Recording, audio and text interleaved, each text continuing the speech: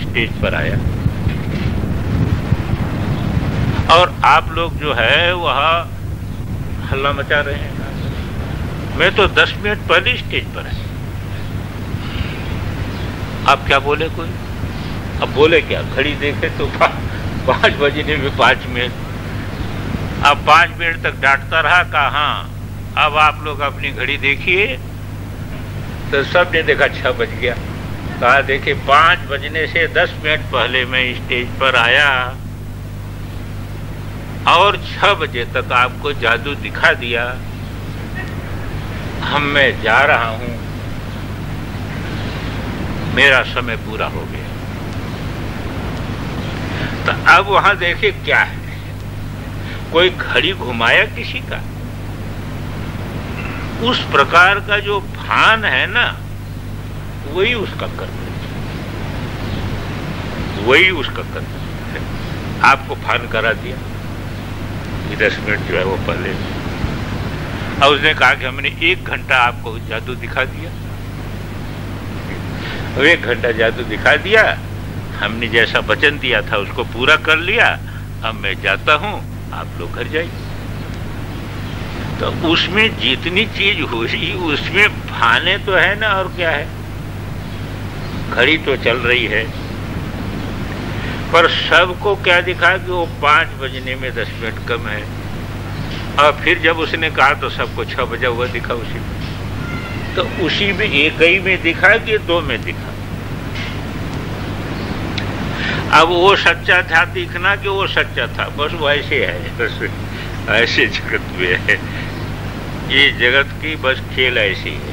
तो ज्ञत्व और कर्तृत्व जो है ना, ये ज्ञत्व से बाहर कर्तृत्व नहीं बनता। इसलिए सृष्टि यही है, ज्ञान विषय। इसीलिए कहा कि जो है न तो जो है वह दृष्टुर दृष्टेर विपरलोक होगी, दृष्टा में दृष्टि का विपरलोक नहीं होता। और वही जो है इस प्रकार के रूप में प्रकट हो जाता है। तो द्वैत में भवति, और जब अंतर्मुख हो गया तो सर्वम आत्मैवाभूत तत्केन कम पश्येत केन कम विजानीयात्।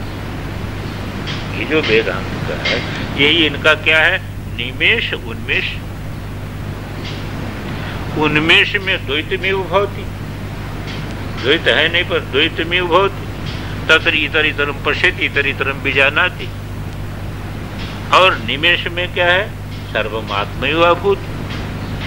उपाधि को छोड़ दिया आपने। तो तत्केन कम पश्येत केन कम विजानीयात्। तो इसी बात को कहते हैं, ये ज्ञत्व कर्तृत्व लक्षण जो है उसका, उसके अंदर जो शक्ति है, ये शक्ति का प्राकट्य हो जाता है। यतः तदीप्सितम सर्वम जानाति चक्रो। ऐसी स्थिति में प्राप्त हुआ यदि योगी कुछ भी जानना चाहता है तो जान ले। जानने का यदि संकल्प करता है तो उसके लिए कोई आवरण नहीं है। क्यों आवरण नहीं है? इसलिए आवरण नहीं है कि स्वरूप में ही सारी चीजें स्थित हो गई ना। स्वरूप में जैसे आपके विशिष्ट ज्ञान में जितनी चीजें स्थित हैं उसको आप जान लेते हैं। अब आपका जो है वह आपका ज्ञान कैसा हो गया? व्यापक हो गया। तो संपूर्ण विश्व उसी में स्थित है। तो संपूर्ण विश्व स्थित है, इसलिए वो जो जानना चाहता वो जान लेता है। और जो संकल्प करता है, जो संकल्प यदि वो करता है तो वो संकल्प जो है वो वैसे का वैसे। ये अपने यहाँ ये सारी आगम की चीजें पहले किसी भी जो रहा है, जैसे मान ली कुमारिल भट्ट, तो कुमारिल भट्ट ने जब जो है वह बौद्ध उसको जो है पराजित कर दिया, तो जो पराजित कर दिया तो उनका तो शरीर छूट गया। पर राजाश्रित था उस समय बौद्ध धर्म। बौद्ध धर्म राजाश्रित था तो राजा लोग तो बड़े चालाक थे। राजा ने कहा भाई ये सब चीज हम शास्त्रार्थ आदि आप लोगों का नहीं जानते, हम एक चीज यहाँ दरबार में रखेंगे, आपके आचार्य हो और जो है आप आचार्य, वो दोनों बैठो यहाँ पर, उसके अंदर की चीज बता दो तो हम जानते हैं कि तुम लोग 7वें आसमान तक देखते हो, कहाँ तक देखते हो तब जानते हो। आप कहते हो स्वर्ग है, वो कहते नहीं है। तो उसने क्या किया कि सांप, विषधर सांप एक घड़े में रख दिया और उसके अंदर कपड़ा से बांध करके उसको बड़ा सजा करके दरबार में रख दिया। तो दरबार में रख दिया तो जो बौद्ध आचार्य थे उन्होंने ध्यान लगाया, ध्यान लगा करके देख लिया, उन्होंने भी योगी थे, ध्यान लगा करके देख लिया कि इसके अंदर सांप रखा है। इसने उसने कहा राजन इसके अंदर तो विषधर सांप रखा है। कहा अच्छा आप बताइए। तो कुमारिल भट्ट ने सोचा कि जो है हम भी यही बता दें तो क्या अंतर रहेगा। उन्होंने ध्यान लगाया और संकल्प किया कि कमल का फूल हो जाए। उन्होंने कहा राजन इसके अंदर बहुत सुंदर कमल का फूल है। और राजा तो प्रसन्न हो गया, कहा कि हाँ उसी कमल के फूल से आपका सिर सजाया जाएगा। पर जब खोला तो कमल का फूल। अब राजा को ये कमल का फूल कहां से हो? हमने तो इसके अंदर सांप रखा। कहा कि हमने सांप रखा, कमल का फूल क्या? कहा कि राजन वो नीचे की प्रक्रिया है कि जो चीज आप रखोगे वही चीज है, और ऊपर की प्रक्रिया ये है कि जैसा वो संकल्प करता है वही होता है, दूसरा नहीं होता है। जैसा वो बोलेगा वैसे होगा, जैसी वस्तु है ऐसी नहीं रहेगी, जैसा वो कहेगा उसी प्रकार। यानी जैसा जो है उस स्वरूप में जो है वह ज्ञान शक्ति जैसी पूरेगी उसी प्रकार की वस्तु दिखेगी। चमत्कार की कोटि में सब चमत्कार है, जितनी सृष्टि में घटना है सब चमत्कार है, लेकिन ऐसा जादू नहीं है जैसे जादूगर दिखाते हैं, ऐसा जादू नहीं है, दृष्टि बंधन नहीं है। ये संकल्प, ये स्वरूप स्पर्श पूर्वक संकल्प है जिसकी यहाँ पर चर्चा है। ये हाँ, यहाँ पर जिसकी चर्चा है वही कि यद्य कर्तृत्व लक्षणा अकृत्रिमो धर्मो तदास्य भवति। उस समय उसके अंदर यद्य कर्तृत्व लक्षण अकृत्रिम धर्म जाता, इसलिए यथा तदीप्सितम सर्वम जानाति चक्रोति। जो भी जो है ईप्सित है उसको जान भी लेता है, उसकी सृष्टि भी कर देता है। ये दोनों शब्द उसके अंदर। अब वो न करे वो अलग चीज है, क्योंकि करने के लिए भी कोई निमित्त चाहिए। अरे परमेश्वर को भी सृष्टि करने के लिए जीव के कर्म का निमित्त जो होता है, तो नहीं तो काहे को करता है? नित्य तृप्त है, काहे को करता है? पर इसीलिए कहते हैं कि योगी का सब कुछ उधर से चलता है, ईश्वर से। ईश्वर उसके द्वारा कोई कराना चाहता है तो वही संकल्प उसको होता है, उसको अपने अंदर से संकल्प की कोई जो है वह कोई माध्यम नहीं। वस्तु स्थिति ये है कि ईश्वर उसके द्वारा जो कराना चाहता है उस प्रकार का संकल्प उसके अंदर हो जाएगा, और उस प्रकार का संकल्प हो जाएगा और वो सब उस प्रकार का संकल्प करेगा। उसके अंदर निमित्त नहीं है, उसके अंदर निमित्त नहीं रहता है, इसीलिए उसका सारा का सारा कार्य उधर से होता है। इसलिए ईश्वर ऐसे महापुरुषों के द्वारा बहुत कुछ कार्य ईश्वर ही करता है, इसीलिए उनका प्रत्येक संकल्प व्यापक होता है और प्रत्येक व्यवहार उनका जो है वह ऐसा होता है कि जिसको सामान्य व्यक्ति कभी समझ ही नहीं सकता। उसके व्यवहार को सामान्य व्यक्ति कैसे समझेगा? वह जिसने सारे विश्व को अपने अंदर कर लिया है, जिसने सारे विश्व को अपने अंदर कर लिया है, अवयवभूत सारा विश्व जिसको दिख रहा है, उसके व्यवहार को एक देहाभिमानी समझ सकेगा कभी?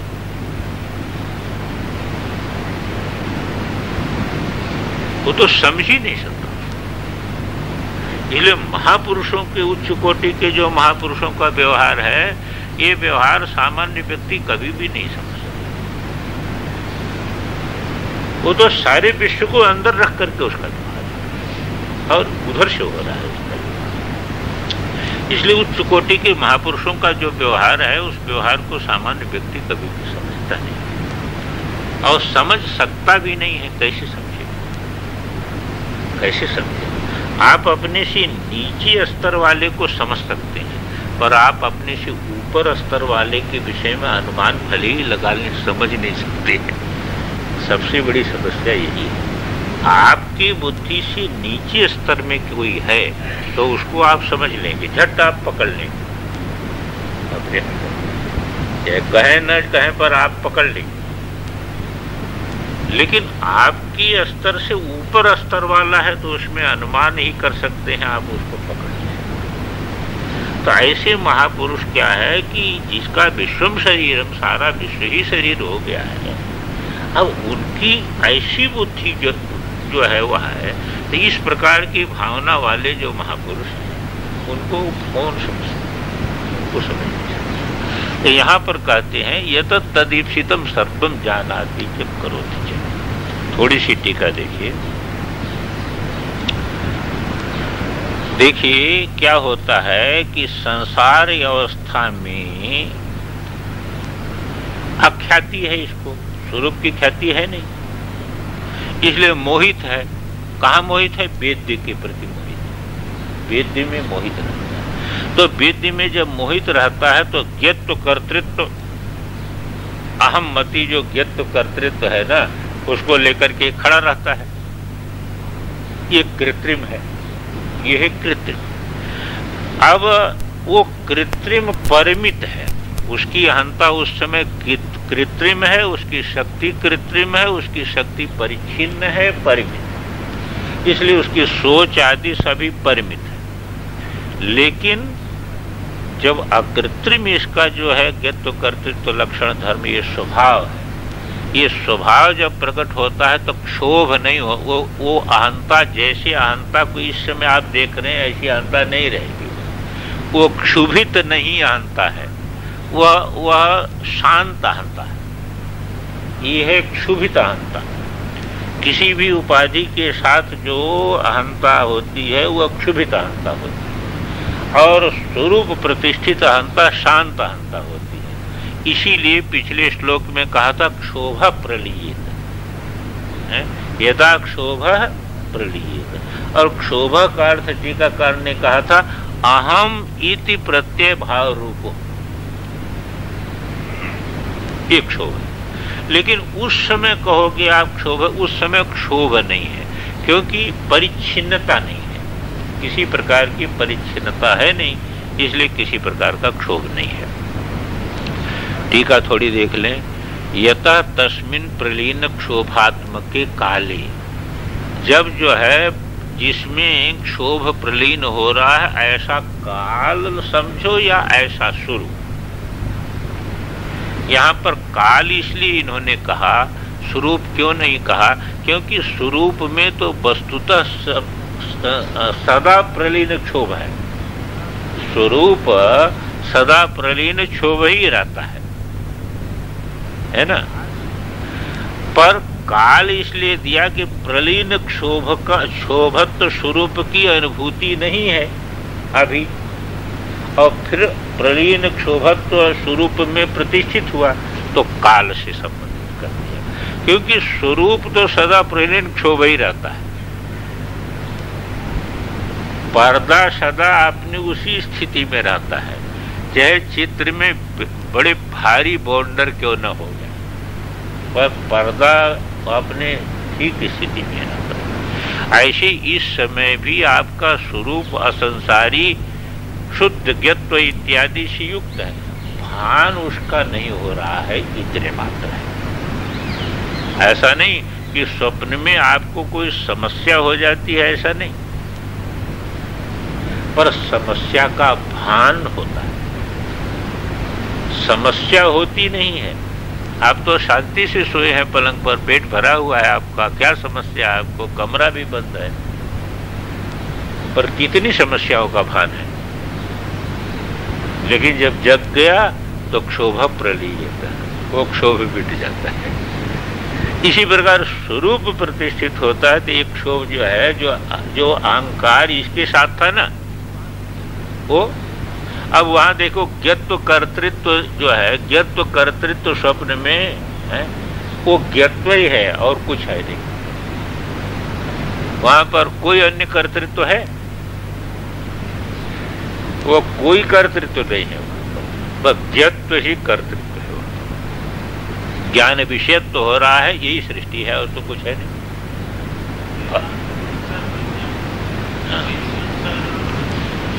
भाई देखो, ऐसा है कि वेदांत भी उसको मानता है, किसी न किसी रूप में तो मानते ही है, क्योंकि वेदांत भी ये मानता है कि ज्ञ स्वरूप, देखिए स्वरूप ज्ञ है कि नहीं?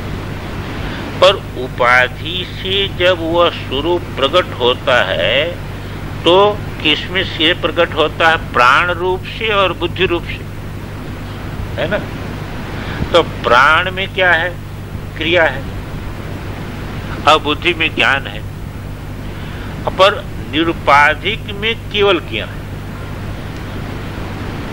और सबसे पहले क्या होता है कि क्रिया शक्ति की ही वेदांत में भी संबित आगम में भी बोलते हैं, उस ज्ञत्व रूपी जो चैतन्य है उसकी प्रथम अभिव्यक्ति जो है वो प्राण है। प्रथम अभिव्यक्ति प्राण है, वो भी अभिव्यक्ति रूप है, क्योंकि प्राण के बिना आपको मन कहीं नहीं मिलेगा। व्यवहारिक दशा में प्राण के बिना मन नहीं मिलेगा, मन के बिना प्राण मिलेगा आपको, पर प्राण के बिना मन नहीं मिलेगा, है कि नहीं? तो हाँ, तो सारी सृष्टि प्राण स्पंदन से है, पर ये ज्ञत्व में लीन है। मुख्य जो ज्ञत्व तत्व है उसमें लीन है, उसी की दो शक्तियां हो जाती है। उसी मूल जो ज्ञत्व है ना, जिसको दृष्टो दृष्टित विपलोको न उपलब्धित्व जो है, इसी में दो शक्ति हो जाती है। क्या शक्ति? एक ज्ञत्व, एक कर्तृत्व शक्ति हो जाती है। वही का आप जीवन में अनुभव क्या कर रहे हैं? प्राण और मन। और आगम तो यही कहता है कि जो है संबित प्रथम प्राणी संप्रतिष्ठित। आपके वेदांत में भी कहता प्राण बंधन मन, पर वहां प्राण का अर्थ क्या ले लेते हैं? वो ईश्वर।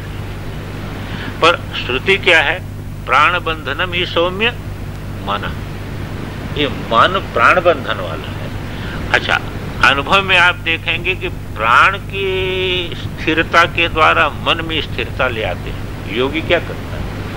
हाँ, प्राण की स्थिरता से मन में स्थिरता करता है। अच्छा, भाष्यकार भगवान ने भी लिखा कि पहले गर्भ में पहले प्राण शक्ति की ही अभिव्यक्ति होगी, बिना इसके गर्भ बढ़ नहीं सकता है, और ज्ञान शक्ति की अभिव्यक्ति तो बाद में होती है। तो इस प्रकार इनमें कोई अंतर नहीं, एक ज्ञत्व में दोनों डूबे हुए, इसीलिए उस ज्ञत्व में ही कर्तृत्व है, वो ज्ञत्व में ही कर्तृत्व है।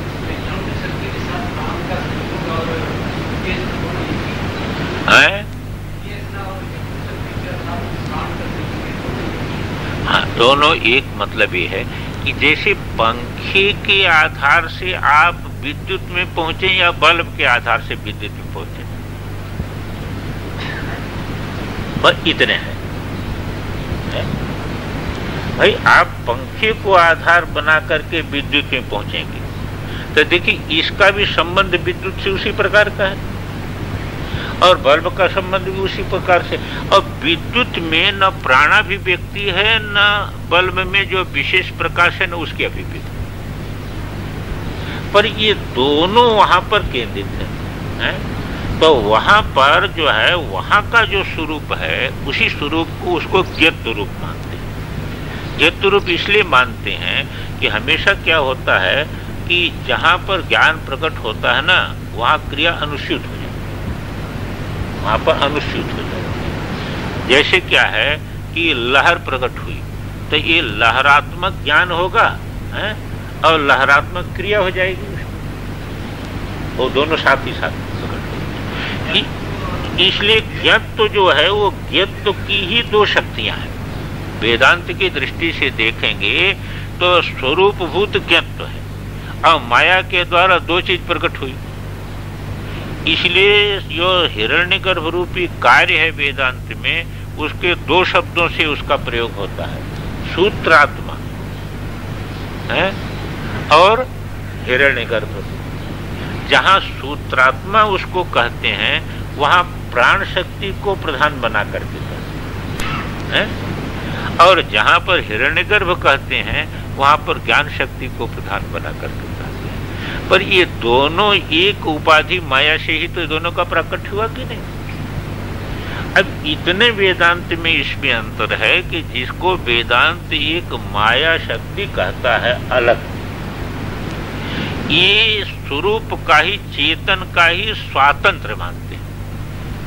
जैसे मणि में चमचम चमचम जब है, ये स्वातंत्र है उसका, ऐसे चेतन का स्वातंत्र है कि अनंत रूपों में प्रतिभाषित होकर के भी वैसे को वैसे रहता, ये स्वातंत्र। बस इतना मात्र अंतर है और कोई अंतर नहीं है।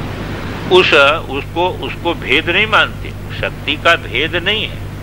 और ये भी दशा मानते हैं कि एक ऐसी दशा है जहाँ शक्ति अनभिव्यक्त है, जो परम शिव है।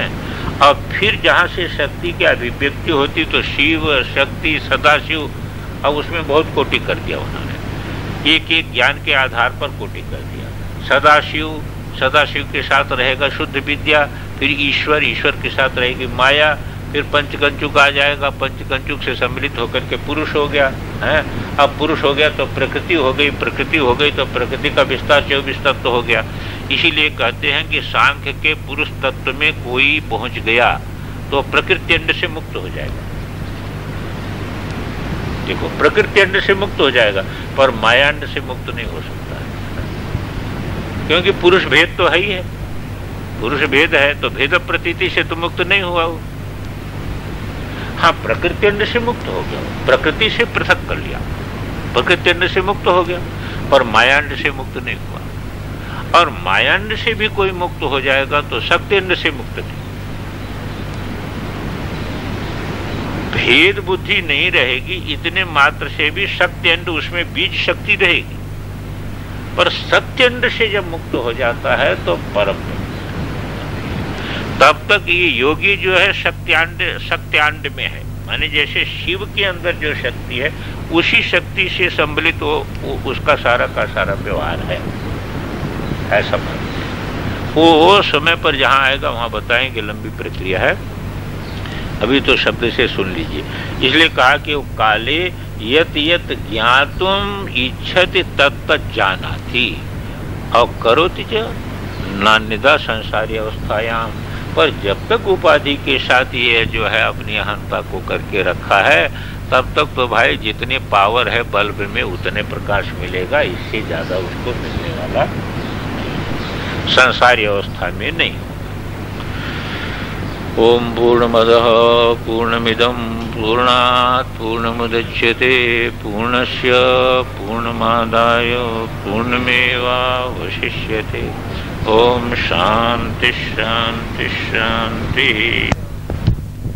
ये जो संसार अवस्था होती है ना, तो अज्ञान के कारण इसमें मुग्धता है, तो मुग्धता रहती है तो इसका जो अहंकार होता है, ज्ञत्व कर्तृत्व जो इसमें होता है ना, वह कृत्रिम होता है।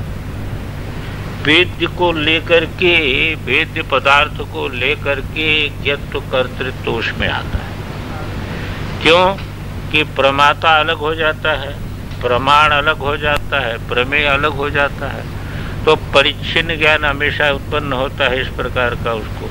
तो वो जो कर्ता जो है, ये जो प्रमाता बनता है, तो प्रमाता काहे को लेकर के बनता है वो? अरे बुद्धि को लेकर के प्रमाता बनता है ना। शुद्ध प्रमातृत्व तो कहाँ उदय हुआ उसमें? उसमें कृत्रिम प्रमातृत्व। ये बात ध्यान में बैठ गई ना। उसमें जो प्रमातृत्व उदय होगा वो कृत्रिम प्रमातृत्व उदय होगा, शुद्ध प्रमातृत्व नहीं उदय होगा। क्योंकि शुद्ध प्रमातृत्व स्वरूप में है, और इसमें क्या है कि बुद्धि इत्यादि के अभिमान को लेकर के प्रमातृत्व उत्पन्न होता है। तो प्रमातृत्व उत्पन्न होता तो शुद्ध प्रमातृत्व है नहीं। ये है इसका संसार दशा में जो ये प्रमातृत्व है वह कृत्रिम है। इसीलिए वो परिमित प्रमाता है, उसका प्रमातृत्व तो परिमित है ना। तो और वो स्वतंत्रता उसमें है नहीं। फिर अब तो उसमें प्रमाण रहे, प्रमेय रहे, तब न प्रमातृत्व आएगा। तो पराधीनता हो गई कि नहीं, पारतंत्र है उसमें, क्योंकि प्रमाण बिना, प्रमेय के बिना प्रमातृत्व उसमें नहीं आ सकता। तो कृत्रिम प्रमातृत्व रहता है। अब जब ये चीज जब समाज, इसलिए यज्ञत्व करते तो लक्षण धर्म जो है क्षुब्धावस्था में स्वभाव नहीं प्रकट होगा, कृत्रिमता प्रकट होगा। क्षुब्धावस्था माने जब तक अहंकार, अहम जो है उपाधि से संबंधित है, तब तक उसमें शुद्ध प्रमातृत्व का उदय नहीं होगा, तब तक उसमें कृत्रिम प्रमातृत्व का उदय होगा, और यही शुद्धावस्था उसकी है। अब जब शुद्ध प्रमातृत्व का उदय हो गया, जिसको बुद्धि से यहाँ पर युक्ति के द्वारा देखिए सिद्ध किया, युक्ति के द्वारा आपका स्वभाव जो है शुद्ध प्रमातृत्व लक्षण आपका स्वभाव है, और क्षोभ जब शांत हो जाता है तब आपका शुद्ध प्रमातृत्व उदय होता है। अब युक्ति से जो सिद्ध किया है उसको साधन के द्वारा अनुभूत करना पड़ेगा, बस इतना है। जैसे शास्त्र के द्वारा आप बुद्धि से ठीक मनन निधिध्यासन करके जानते हैं कि ब्रह्म जो है वह शुद्ध बुद्ध मुक्त स्वभाव है और वही आत्मा का स्वरूप है, इसको श्रवण मनन के द्वारा निसंदिग्ध आप करते हैं। पर निसंदिग्ध करने पर भी जब तक उस प्रकार की अभ्यास के द्वारा, जब तक उस प्रकार की अनुभूति में नहीं बैठेगा, तो उसके लिए अभ्यास करना पड़ता है। यद्यपि ज्ञान में अभ्यास की अपेक्षा नहीं होती, परंतु करना क्या पड़ता है कि जो उल्टा अभ्यास हो गया है उसको दूर करने के लिए अभ्यास की अपेक्षा होती है। नहीं तो ब्रह्म का चिंतन आप काहे को करते हैं? ज्ञान में तो किसी अभ्यास की अपेक्षा नहीं है, पर फिर भी भावना जो है वह करनी पड़ती, भावना से स्वीकृति पहले होती है। दो चीज होती है इसमें, जिसमें आप खूब ध्यान रखने की बात है कि भावना करते करते करते करते जब ब्रह्मोपासना यही है और कोई ब्रह्मोपासना नहीं है, जो आप जाने उसकी भावना आप करें, ये तो ब्रह्मोपासना होगी। तो उपासना करते करते करते करते करते करते उसका शुद्ध स्वरूप प्रकट हो जाता है। हाँ, तीव्रता में वो स्वरूप प्रकट हो जाता है। जैसे क्या होता है, जैसे कहा यमेश वृणुते तेन लभ्य, जब ये वर्ण कर लेता है तो ये वर्ण करना जो है ये भावना है ना, भावना से वर्ण करेगा। जब ये वर्ण कर लेता है कि यही जो है, जैसे तद्बुद्धेस तदात्मान तन्निष्ठा तत्परायण, ये है वर्ण। क्योंकि श्रुति ने आपको कहा कि नायम आत्मा प्रवचने न लभ्य,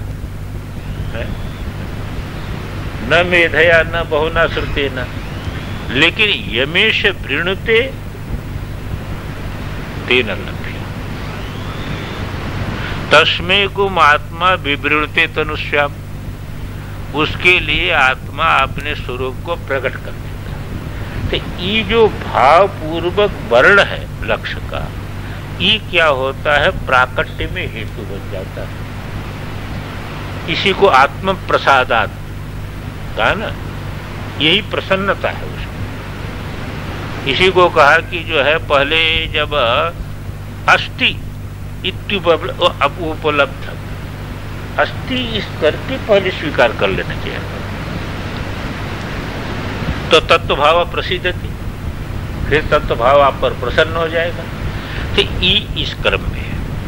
दूसरी चीज, एक चीज और है कि ज्ञान होने के बाद जो अभ्यास की बात आती है वह और अभ्यास नहीं है। ज्ञान के बाद स्वीकृति उसकी होनी चाहिए। ज्ञान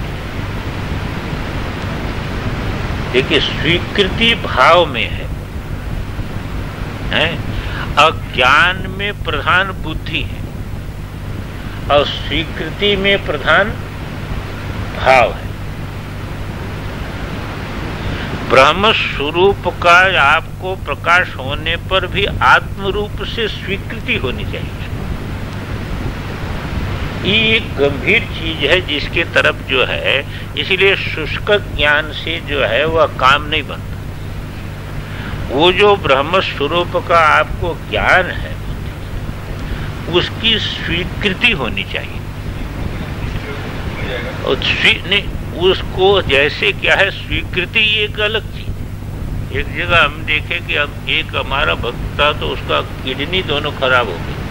किडनी होती क्या होती, दो जो होती है, तो किसी व्यक्ति ने दिया था तो उसको जो है उसको रुपया दिया था तो उसकी किडनी उसको लगानी थी। तो डॉक्टर लोग सब इकट्ठे हुए थे, ये भी डीएन राठी भी था।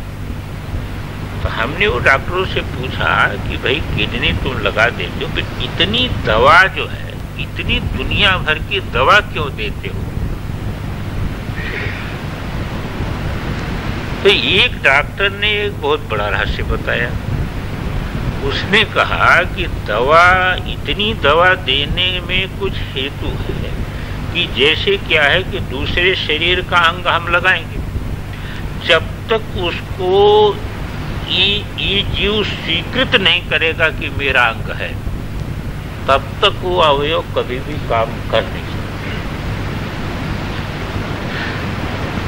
देखो, अवयव है पर उसको स्व अवयव के रूप में यदि स्वीकृति नहीं होगी अंदर, तो स्व अवयव के रूप में स्वीकृति नहीं होगी तो वो सफल नहीं हो सकता। इतनी जो दवा देते हैं वो मन को भुलावे के लिए, उसको ऐसा भुलावे में डालते हैं कि जिससे उसको स्वीकृति हो जाए। जैसा अपने अवयव के प्रति स्वीकृति है ऐसे उसके प्रति स्वीकृति है। हमको बड़ा आश्चर्य लगा कि भाई देखो, काम तो अवयव ही करेगा पर उसको स्वीकार करना चाहिए ना। ये शरीर जो है, इसमें जो मन है वो स्वीकार कर ले उसको। और जैसे अन्य अवयवों को स्वीकार किया है ऐसे रूप में स्वीकार नहीं करेगा तो फिर तो फेल हो जाएगा, वो किसी काम नहीं कर सकता। तो यहाँ पर क्या है कि वो ज्ञान की स्वीकृति हृदय में होती है, इसीलिए अपने यहाँ हृदय में उपलब्धि मानी गई। बुद्धि से जो चरम वृत्ति से जो आपको जो है वह प्रकाश हुआ तत्व का, वह प्रकाश आत्म रूप में स्वीकृत होना चाहिए। यदि आत्म रूप में स्वीकृत नहीं हुआ तो फिर जो है वह खाली बुद्धि में रहने से जो है उपकारी नहीं बन सकता। तो ये अभ्यास जो है, अब वहां पर तो देखिए उसको आपको बुद्धि से लक्षित करा दिया, युक्ति से आपको उपलब्धि स्वरूप लक्षित करा दिया। यदा क्षोभ प्रलीयते, क्षोभ जो का प्रलय होने पर और फिर जो है व्यापक जो है वह स्वरूप आपको उपलक्षित करा दिया। पर ये उपलक्षित जो स्वरूप है उसको प्रयत्न पूर्वक आप में स्वीकृति बननी चाहिए। इसी के लिए भावना करने की आवश्यकता होती है। ये स्वीकृति एक आवश्यक है। इसमें क्या होता है कि भक्ति के जो साधन है उसमें स्वीकृति पहले है, अनुभूति बाद में। पहले स्वीकार कर लेता है। कैसे स्वीकार करेगा? वो स्वीकार कर लेगा सारा जगत परमात्मा में है, राम सिंह में सब जग जानी, करो राम जो जग पानी। परमात्मा को पूर्ण करके स्वीकार कर लेता है पर अपने को अलग ही रखता है, ज्ञान नहीं है। स्वीकृति भक्ति में पहले होती और अनुभूति बाद में। पहले स्वीकृति हो जाएगी, उसी स्वीकृति के आधार पर उपासना करेगा, उपासना करते करते करते करते करते करते तत्व प्रसन्न हो जाएगा, वो तत्व की अनुभूति हो जाएगी। और ज्ञान में अनुभूति पहले होती है और उसको आत्मरूप करके स्वीकृति तत्पश्चात। उसी स्वीकृति के लिए पहले से ही वेदांत वाक्य आप जो है सुनते गए हैं कि आत्मरूप है, वो जो ब्रह्म स्वरूप है वो आत्मरूप है? वो इदम का विषय नहीं है। ये सारी चीजें जो सुने, इसका संस्कार, यही संस्कार जो है तत्व ग्रहण के साथ ही साथ आपको स्व करके स्वीकार करा देता है। कठिन तो अपने अपने अंदर की योग्यता साधना पर। सभी के लिए, किसी के लिए देखिए, हम कहते हैं कि किसी के लिए जप जो है सरल मानव होता है और किसी को योग सरल मानव होता है। और उसका अंदर का आधार जो है, पूर्व जो संस्कार है उसके, वो जिस प्रकार का है वही मार्ग उसको सरल मालूम होता है। तो इसमें क्या है कि ये हृदय तत्व और बुद्धि तत्व, स्वीकृति जो है वह प्राणगत है, समझे ना, और जो भौतिक अनुभूति है वो बुद्धिगत है। और ये दोनों का मूल जो है वही ज्ञेत्व तत्व है। एक ही ज्ञप्ति तत्व में ये दो चीजें हैं। ये दोनों का जैसे जैसे होता है, जैसे मंत्रिमंडल है, सभा है, अब उसने पास कर दिया। अब पास कर दिया तो पास करने के बाद वो तो पास हो गया प्रस्ताव, पर एक राष्ट्रपति की स्वीकृति की परंपरा है। ये व्यवहार मूल में बहुत मूल से संबंधित होते हैं, क्योंकि ये सारा का सारा व्यवहार ऐसे नहीं चलना चाहिए, व्यक्ति जाने चाहे न जाने, पर किसी न किसी रूप में इस व्यवहार में इन मूल स्वीकृतियों की बात आती है। तो अब सभी जगह देखिए कि सभी जगह इस प्रकार की एक परंपरा बनती है। तो कहीं कहीं राष्ट्रपति प्रधान रहता है, तो मंत्रिमंडल की स्वीकृति है, वहां राष्ट्रपति जो करेगा उसको मंत्रिमंडल स्वीकृत करेगा, और मंत्रिमंडल जहां मंत्री प्रधान है वहां पर राष्ट्रपति स्वीकृत करेगा। ये दोनों का संबंध जो है वह बड़ा विलक्षण संबंध। तो यहाँ पर मैं कह रहा था कि जो इस प्रकार की है उसको अब स्वीकृति जब होगी तब चमत्कार उत्पन्न होता है। स्वीकृति में बाह्य साधन बुद्धि भले ही हो, पर हृदय जिसको हो, अब हृदय शब्द बुद्धि शब्द इनमें बहुत गोलमोल है, पर हृदय हमेशा स्वीकार करता है किसी चीज। और बुद्धि में हमेशा क्या होता है, होते हैं कि हमेशा बुद्धि में एक प्रकार की थोड़ी चालाकी होती है, और हृदय में एकदम क्या होता है कि सरलता होती है, प्राण सहज है। और जो बुद्धिगत काम है वह जो है उतना सहज नहीं है, उसमें एक चातुर्य है, उसमें एक वैभव है, उसमें सारी चीजें हैं। तो आप अनुभव में देख लीजिए, बहुत चीज आप बुद्धि से बिल्कुल जानते हैं और आपको बिल्कुल जो है संशय नहीं है। बैठे महाजन जी, महाजन जी को भाई जरा नजदीक, तो जैसे देखिए अभी इसको थोड़ा समझ लीजिए जो मैं कहने जा रहा था। मैं ये कहने जा रहा था कि कोई बात आई थी, खैर उस विषय को इस प्रकार का समझिए कि बहुत चीज आप को बुद्धि में बिल्कुल समझी हुई है, आपको संशय भी नहीं है, आप उसको हितकर भी मानते हैं, पर आप स्वीकार कर लिए हैं, ये बात नहीं कही जा सकती है। जीवन में स्वीकृत हुई है वो बात या नहीं हुई है, इस बात में संशय है।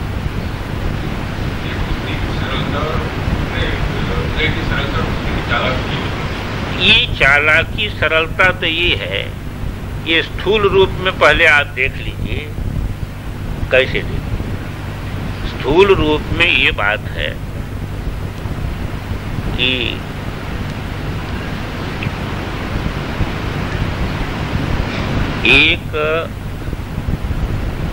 एक अपने यहाँ भारद्वाज ऋषि हुए, उनकी एक भारद्वाज संहिता है। भारद्वाज संहिता यहाँ प्राप्य नहीं है, जर्मन में है पुस्तकालय। उसमें एक यंत्र सर्वस्व विभाग है, यंत्र सर्वस्व विभाग है। तो इस यंत्र सर्वस्व विभाग में ऐसे ऐसे विमानों, ऐसे ऐसे राडारों का वर्णन है कि जितना विकास आज तक नहीं हुआ। उसमें ऐसे विमानों का वर्णन है कि जो विमान अपने ईंधन को पुनः ईंधन के रूप में परिवर्तित कर लेते हैं, यानी कम से कम ईंधन उसमें जलता है, जो ईंधन वेस्ट होता है वो नहीं होता है। वो ऐसी यंत्र है कि उसके द्वारा पुनः ईंधन बन जाता है। तो ऐसी जब उन्होंने इस प्रकार का यंत्र सर्वस्व नाम का ग्रंथ लिखा, तो उस समय ऋषियों की एक मीमांसा हुई, और वो मीमांसा में ये निर्णय किया कि ये जो भारद्वाज ने यंत्र सर्वस्व जो है भौतिक विज्ञान का जो विकास किया है, इसके लिए ग्रंथ लिखा है, उसको राजा उसका आश्रय लेके न ले, माने इस ग्रंथ के आधार पर जो है प्रयोग किए जाए कि नहीं किए जाए। तो वो एक मीमांसा है। उस मीमांसा लंबी है, पर उस मीमांसा में 3 तथ्य निकाला ऋषियों। एक तो कहा कि जो है ये विज्ञान का यदि प्रचार बढ़ेगा तो भौतिक सुविधा बहुत ज्यादा हो जाएगी, ये तो उसका गुण पक्ष है। पर भौतिक सुविधा जब बहुत ज्यादा हो जाएगी तो दोष क्या उत्पन्न होगा कि प्रकृति के साथ रह करके शरीर में, मन में, इंद्रियों में जो सहन शक्ति थी, उस सहन शक्ति को व्यक्ति खो देगा। उसका शरीर भी उस प्रकार की सहन शक्ति नहीं प्राप्त कर पाएगा, इंद्रियां भी, मन भी।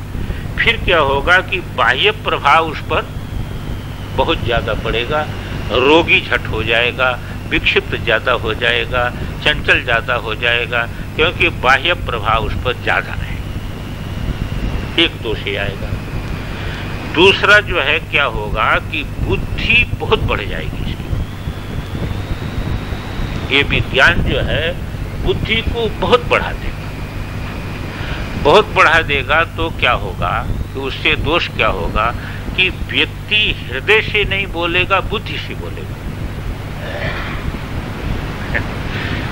यहां तक कि पति पत्नी भी आपस में बात करेंगे तो बुद्धि से बात करेंगे, हृदय से बात नहीं करेंगे।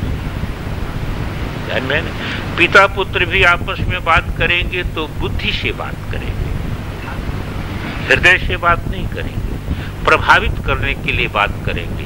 बुद्धि हमेशा प्रभावित करना चाहती है और हृदय सरल सहज होता है। तो पहले लोग आपस में बैठ करके हृदय से बात करते थे, और जब इसका विकास हो जाएगा विज्ञान का, तो सब बुद्धि से एक दूसरे को चराएंगे। इसको कहते हैं ना, सब बुद्धि से एक दूसरे को अपने हाथ में रखने का प्रयास करेंगे। गुरु शिष्य के प्रति जो है बुद्धि का प्रयोग करेगा, तो शिष्य गुरु के प्रति बुद्धि का प्रयोग करेगा। ये व्यवहार में बुद्धि का साम्राज्य हो जाएगा, ये दोष होगा। तो इससे क्या होगा, कहते जैसे जैसे बुद्धि का साम्राज्य बढ़ता जाएगा वैसे वैसे हृदय पक्ष कमजोर होता जाएगा। और मानवता हृदय में होती है, मानवता का जो है स्थल हृदय। फिर उन्होंने कहा कि धीरे धीरे मनुष्य क्या हो जाएगा कि जैसे कंप्यूटर युक्त मशीन हो ऐसे हो जाएगा। तो मानवता की इतनी बड़ी हानि होगी कि ये मानवता की जो हानि है यही विज्ञान की सबसे बड़ी हानि है। इसलिए इस विज्ञान को स्वीकार नहीं करना चाहिए, ये ऋषियों ने निर्णय दिया।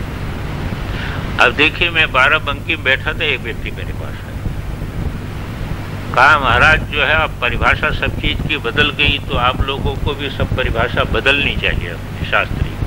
हमने कहा क्या सत्य की भी परिभाषा बदल जाएगी? क्योंकि सत्य तो त्रिकाला बाध्य है, तीनों काल में एक रहने वाला है। कहा कि नहीं, कलयुग है, इसमें बदल जाएगी। हमने कहा क्या बदलेगा? कहा आज आप झूठ बोल सकते हैं, प्रमाणित नहीं होना चाहिए कि आपने झूठ बोला। आज आप करोड़ों की चोरी कर सकते हैं, कोर्ट में सिद्ध नहीं होना चाहिए कि आपने चोरी किया। फिर आप पर उंगली कौन उठा सकता है? वो यदि कोर्ट में सिद्ध नहीं हुआ कि आपने चोरी किया, उसके लिए प्रमाण नहीं मिला कि आपने चोरी किया, तो आप पर उंगली कौन उठा सकता है? आपको चोर कहेगा, उसके ऊपर मुकदमा चल सकता है। हाँ, तो ये देखो, ये बुद्धि है, ये बुद्धि की परिभाषा।